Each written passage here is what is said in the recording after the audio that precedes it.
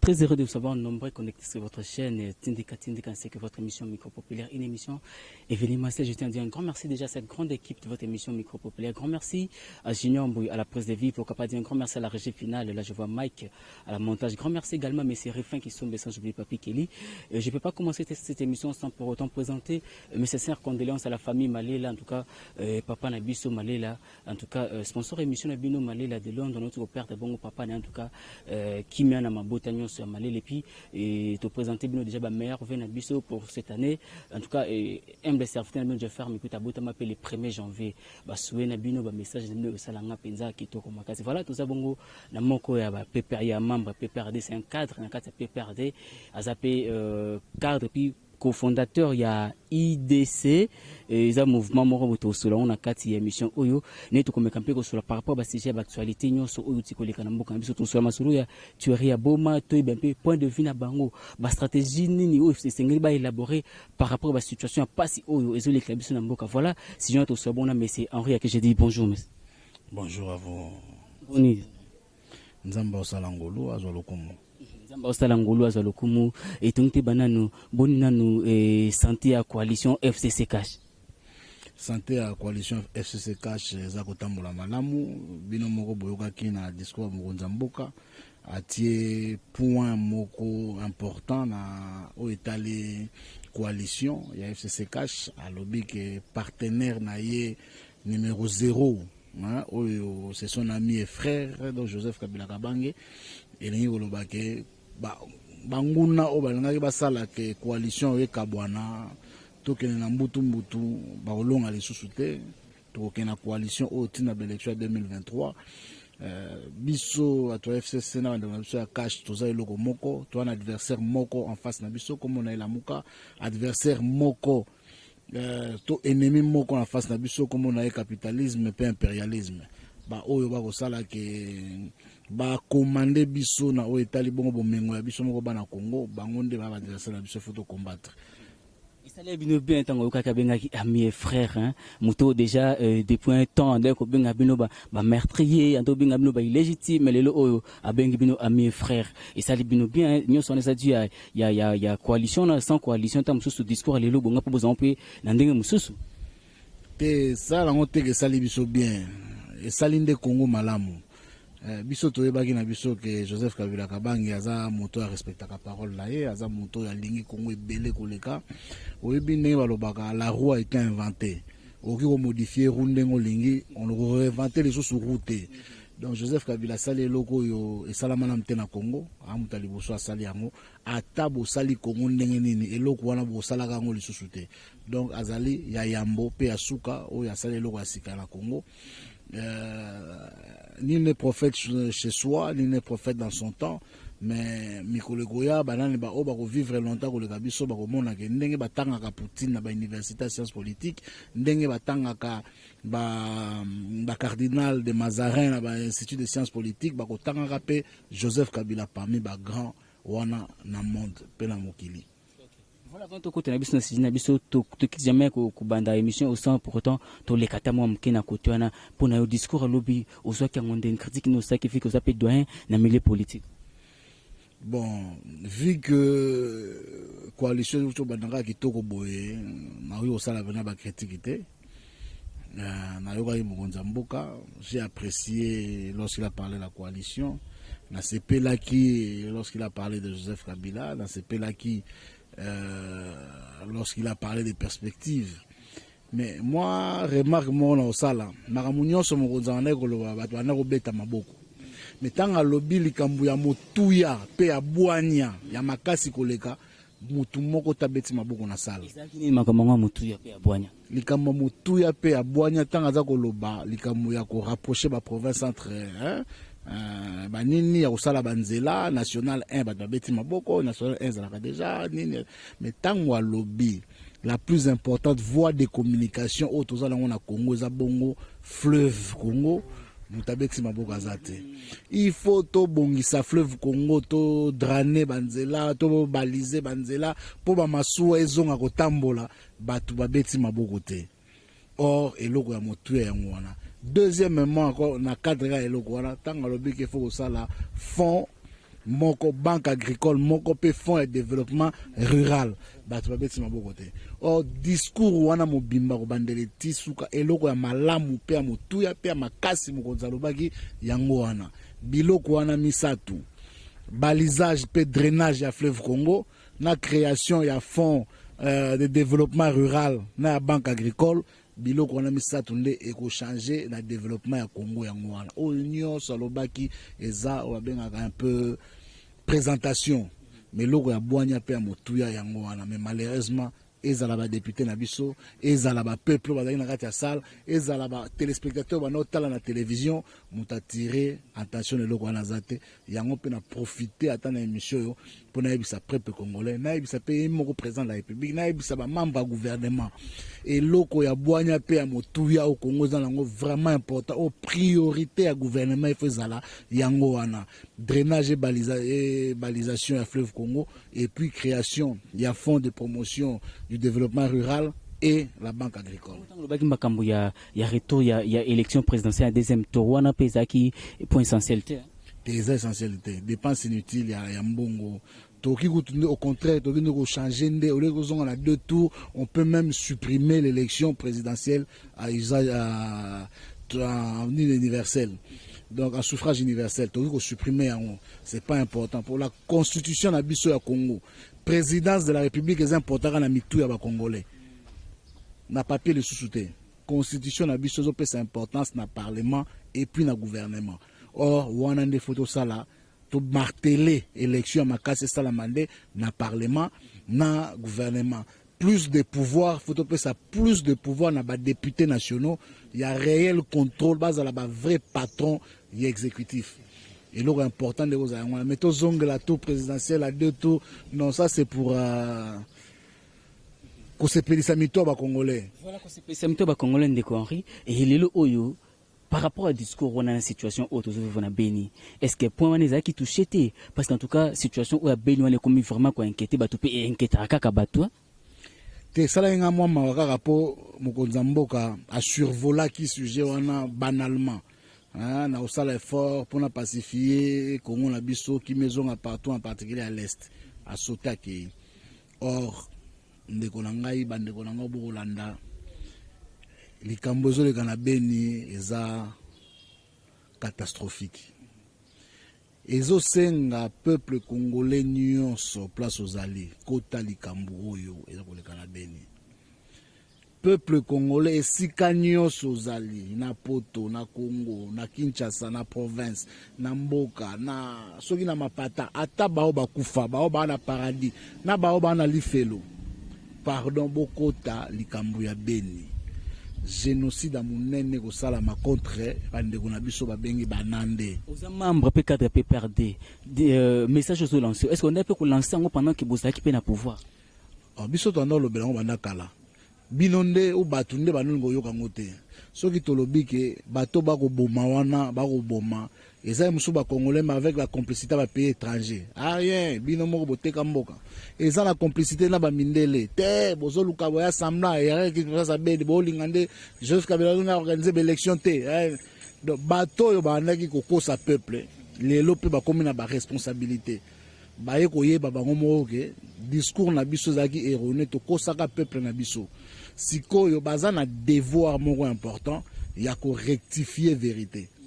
Il suffit pas que le bagage que non Joseph Kabila comme partenaire na biso po mambosi là. Non, il faut maintenant rectifier la vérité. Dire que na point A to kosaka, na point B to kosaka te metoye bagate. Na point C bon comprendre biso la opposition.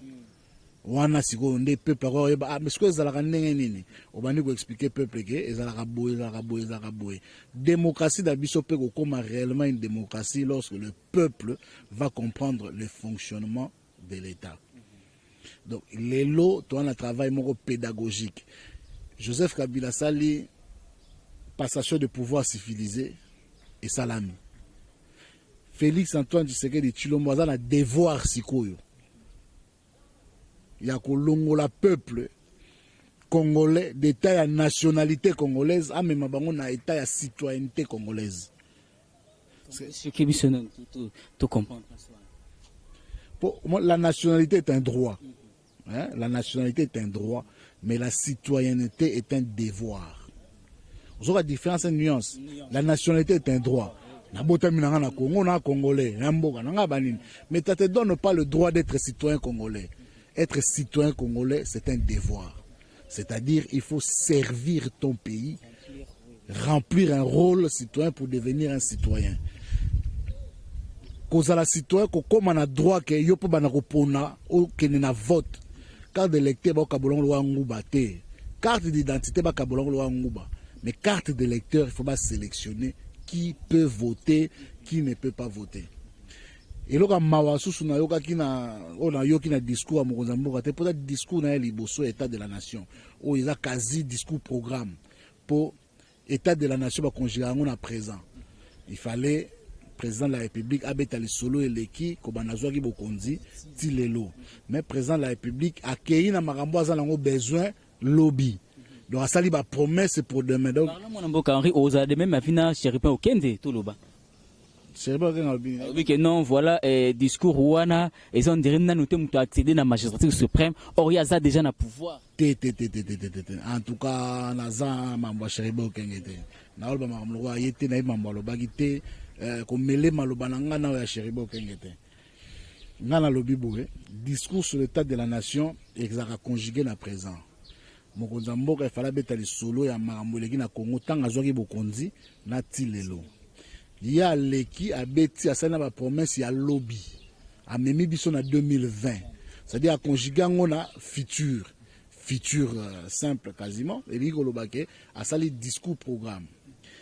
Malheureusement le discours programme wana na longo côté à présent na qu'est-ce côté futur na discours programme wana abeti le solo ya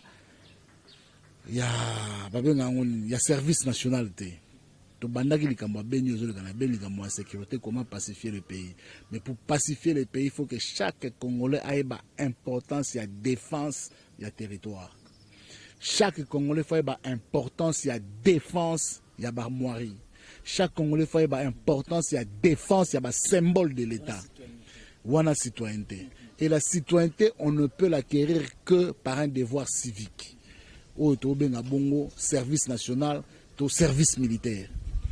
Tous obligés de spécialement le service militaire, tous en service national pour au sala on armée bazala, au sala on a police bazala, au sala on peut la Croix Rouge bazala, au sala on a ba ONG bazala en termes de développement.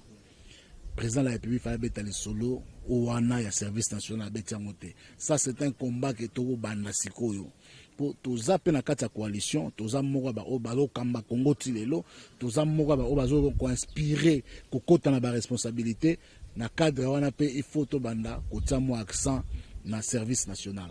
Donc wana zaki moi regret ya oyo likambo président la République alobakite. Tozongi sous na likambo ya Beni o na zona na martelé. Tozwa ki initiative biso organisée au tobenga deuil populaire. Matanga ya peuple na stade des martyrs. Pour banani tongo bit botozwa ki initiative.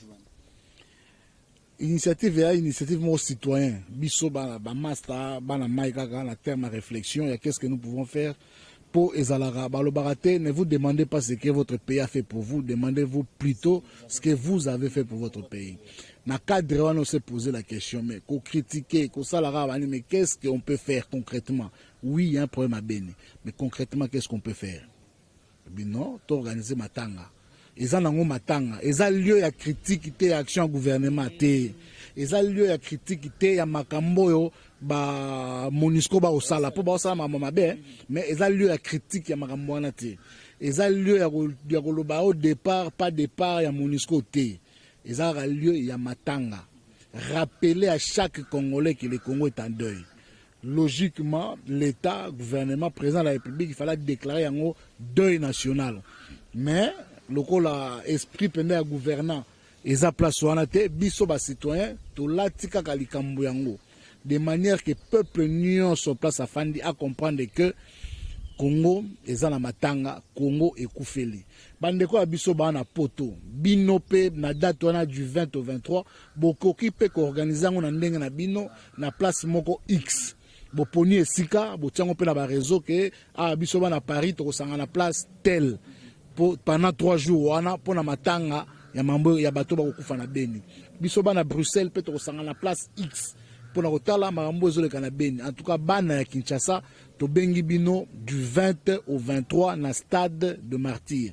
Eza nango likambo ya matanga. Oaza na posa koya po alala aye alali. Oaza na posa koya kolekisa mwa mungonga mulai aye alekisi mwa ya FCC te makamba PPRD te oza makambo ndolobi notion ya civilité. Voilà, eza makambo tali parti politique te o PPRD, o UDPS, o FCC, o Cash, o Lamuka te. Ya mambo tali Congo. Ya mambo etali Congo, ba Congolais ba tuba kokufa biso ba Congolais toye du 20 au 23 na stade des Martyrs pour 30 minutes, pour 30 minutes au leki kaka. Ba autorisation rosalango. Tanga ba senga autorisation pour ça matanga. To kota na kati ya stade te, to kozala na lupangu ya stade. To kota na terrain te, to kozala na lupangu. Lupangu wana stade eza lieu fermé. Donc to wana poso autorisation pour to tambola na balabala te. Sécurisé. Te tokokomela l'autorité te avant 48 heures. Tokokomela l'autorité to ebisa bango ke tokozala na kati ya lupangu wana, ils ont déjà sécurisé dans la kati ya lupangu pendant 3 jours. Oaza na posa ko ya kolala ayi kolala. Oaza na posa olekisa ngonga mulai ayi olekisa ngonga mulai. Mais oyo oza na ngonga te, oza na mwa tante, oza très occupé. Les kata pour 30 minutes et kozala na livre de condoléances eza wana oye okomi likambo moko. Tu écris quelque chose pour oyomoni ezolekana okomi mwa likambo na livre d'or. Singa drapeau e matate soit sto eza ndengeni. Eza likambo l'état pour drapeau kita l'état mutatsa drapeau en berne. Biso toza l'étoile l'état ka peuple citoyen, to sali acte moko de civisme, eza likambo to. Bo sa ngona souci ya parti moko ya mboka na biso oyo eza na pasi. Eza Congo eza kaka Kinshasa te tango sala déjà pour na est et représenter automatiquement nation mobimba toloba. Po wana sikoyo kozala faire gouvernement so akolata likambo yango to akolata yango te. Soki gouvernement lati likambo yango, en tout cas félicitations na ministre, premier ministre to président de la République wa kozwa initiative akolata likambo yango et kozala sengo makasi. Mais soki pe l'état lati na likambo yango te tsalika likambo na biso. Monde to leki boye to fandi boto so sengi permission pas mutu. To déranger mutu. Et vous appelez ndengwana, vous appelez jour on peut zara ndengwana. Moi podium e kozala oyo ayebi alinga loba mwa likamwa koyemba mwa po matanga bayembaka oyemba mwa nzembu to lancer pe message na ba pasteur na ba chantre religieux na ba imam na ba oyo nyonso bakambila biso ya molimo oaza na mwa lite ya koya kopesa jour wana akoki ko s'inscrire numéro na ngai ezali 08 11 46 59 11 akoki kobenga s'inscrire totie na liste 08 11 46 59 11 ari ko benga aye koloba mwa likambo moko pona ko guider milimo na biso pendant ces 3 jours là o azana mwa nzembo koyemba aye koyemba mwa nzembo azana tante aye kaka apeli sinefiske bougie donc on a koloba moi podium ekozala pona ba o balingi baloba mwa likambo et puis il y aura ce qu'on appelle moi représentation moko boye o ko représenter ba wei moi le mot symbole moko représenter tous ceux qui sont morts dans l'est de notre pays depuis tout ce temps, depuis 92 Tilelo. Donc moi, Stel Moré Ozalawana, c'est là où on va brûler une bougie. Ozana Mouanini, tu viens pour 30 minutes, tu brûles une bougie, tu dis un mot et puis tu t'en vas. So Tikalapo Tikali. Voilà, parce que comme déjà cité, juste après journée le 20 au 23 décembre, wana démarche monsieur Ozanini parce que batoaso akizé tout le temps que non voilà ba makamu sozo le kawana Monisco pe azana simawana prochaine démarche Ozanini kolandela siko Monisco ba kende to Ozanini. Non mais to sotarana mais to banana la première étape c'est la conscientisation de masse. To conscientiser d'abord peuple na problème aux le kana est. Peuple à comprendre que toza kokufela.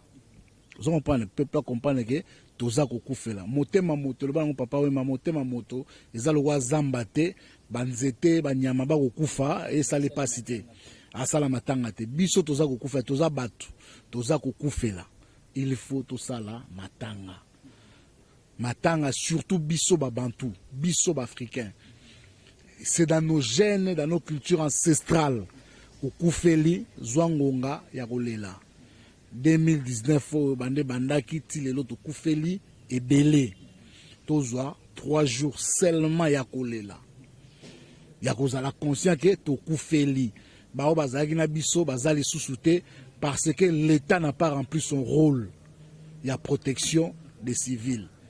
Donc l'État n'a pas rempli son rôle. Biso siko peuple to le laga to manifester kaka mo loko wana. Donc eza nango compliqué tezaka toza batu, toza bafricain, toza ba bantou, étant que bantou africain et puis mutu humain to se rappeler na ba o bazaki na biso bazali sous-souté. Donc je rappelle encore les dates du 20 au 23, 20, 21, 22 et 23. Donc 4 jours mo ya le lagaka na stade des martyrs, moi bougie au Pélissi. Le cahier de condoléances aux Alawana, livre d'or aux Ala, au commis moi likambu. Oye, au leki rapport komaka moi likambu. To seng na biso te ko to ton lisa stade 1 million de gens baya. Et ça de ton te. Oya wana to sala nguna. Oya kaka wana to sala nguna bango livre d'or aux Alawana, oye aux 8 ans na yo commis moi bouger Pélissi OK na yo mususu soka ye a commis moi likambu bouger Pélissi. Oya pas ça pas ko tikala tikali, oya pas ça ko la lali et puis to sengi pe na moi bande ko na biso. Ba o bazalaka na moi ba boulangerie bato bakolala bazali soza na moi mapa oya okabela biso oye na moi lipa oye okabela biso sokoza na moi sukali ya oya kopesa oye na moi sukali opesi sokoza na moi babenga moi café moi ti ata moi mai ya ko livrer oya na moi service ya mokolo kosala mokolana pe ezala sengo makasi soki oye kosala biso moi service wana to sepela makasi to si na structure obosala et obakezani ICIDI structure wana eza pona nini nani UDC Union et Unité pour la défense de la coalition eza lisang oyo bon makambo moko elekaka na kolwezi eza suli kambo kobeta te biso to andaki komona ndenge bandeko na biso ya IDPS bandaki kotumba bafoto ya mokonzi na biso Joseph Kabila Kabange esalamaki mpe mwa ebele tozwaka likanisi mpe ke bon ndenge eza ndenge wana rendre à César ce qui est à César donc coup sur coup totumbaki mpe effigie ya président de la République na kolwezi boyebi ndenge esukaki donc elengaki kosuka mabe elengaki kosuka mpena na confrontation et puis niveau makambo ekomaki mpenda ya makasi biso bagene oyo toyaki balider na tête d'affiche ya makambo wana tolobaki est ce que importance ezaki mpona bafoto tobomana to tokoki kosolola tozwi likanisi ya kosolola ntango tokutani tosolola tomoni ke eza nango nini moko ya moke bandeko na biso ya IDPS bandimi ke bango bato babandaki makambo kotumba bafoto basengi biso bapardon balobi ke bakosalaka yango su te biso mpe na tour na biso tosexcuse ndenge totumbaki ya mokonzi na bango ya mokonzi ya mboka na biso président de la République tolobi mpe ke tokobandela yango lisusu te et puis banda tosalaki eloko wana bomoi teke mwa kimia ekoti na Congo kofinga neza susu te makambo ekomi kobonga makambo nyonso ekomi kotambola epuis lelo mpe président de la République alobi ke tosala nde makambo ndenge coalition ekende liboso wana epuis opesa mpe message na suka na oti oloba awa keno depuis wana kimia ekota na Congo on dirait kimia ya Congo ekoma conditionné par coalition na FCC cash o répondre yango epuis message mpe ya suka po toka bwana.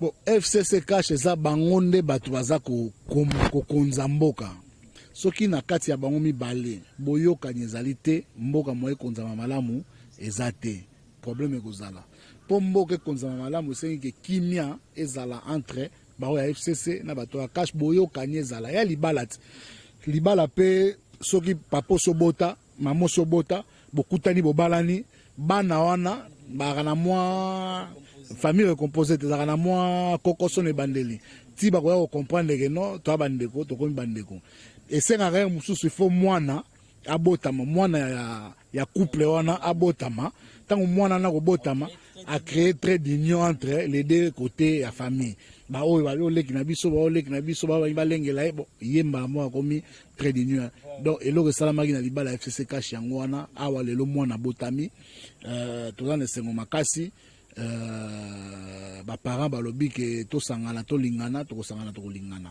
mpona kosilisa nazosenga bandeko yabisa ya diaspora bakoyebisa bango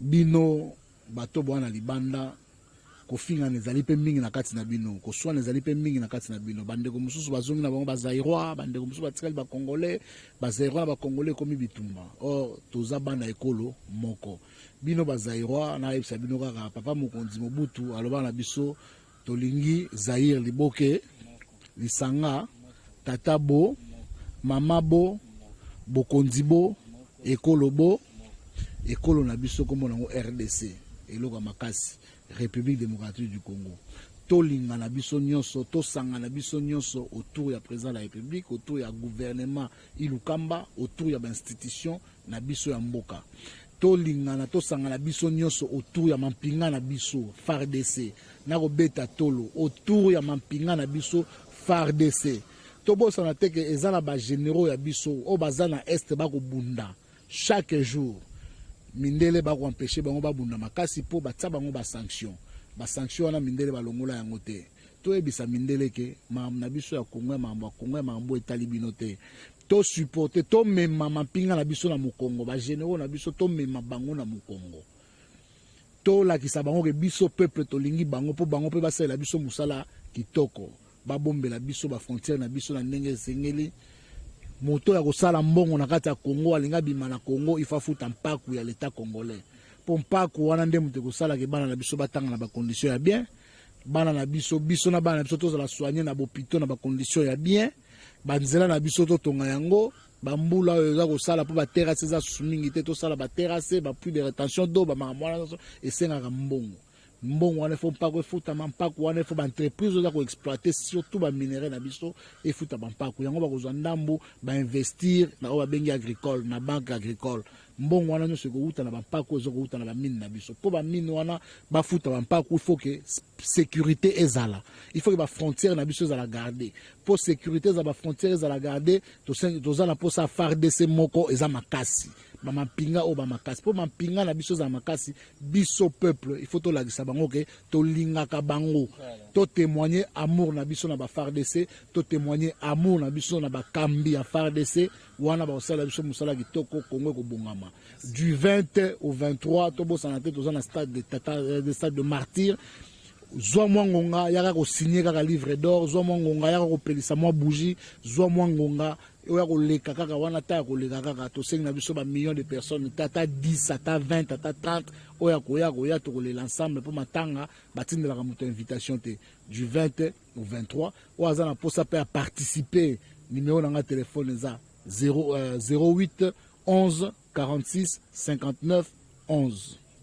Voilà, merci beaucoup. Comprenez que l'émission Lelo Tosali en tout cas et na plateau type nous besoin on a d'habitude dans quatre plateau mais comprenez que Lelo Tosali en libanda par rapport pas to profiter pe na peut pas kitoko ya Lelo parce que juste avant de tourner émission mo le beta qui voilà grand merci l'équipe mo émission grand merci na Junior Mbou na prise de vie na régie finale na PC merci na Mike na bossa NTMC refin qui sont sans oublier Papi Kelly et en tout cas équipe mo bimba émission na bino micro populaire ainsi que chaîne na bino tout ça éprouvé to tu ko perdre bongo moko ya papa na biso en tout cas papa Malé en tout cas tout ça de cœur nayo et grand merci à nous tous qui pour nous l'an d'émission de Bino micro populaire voilà d'ici là portez-vous très bien quant à moi je ferme le côté téléphonique merci et à la prochaine.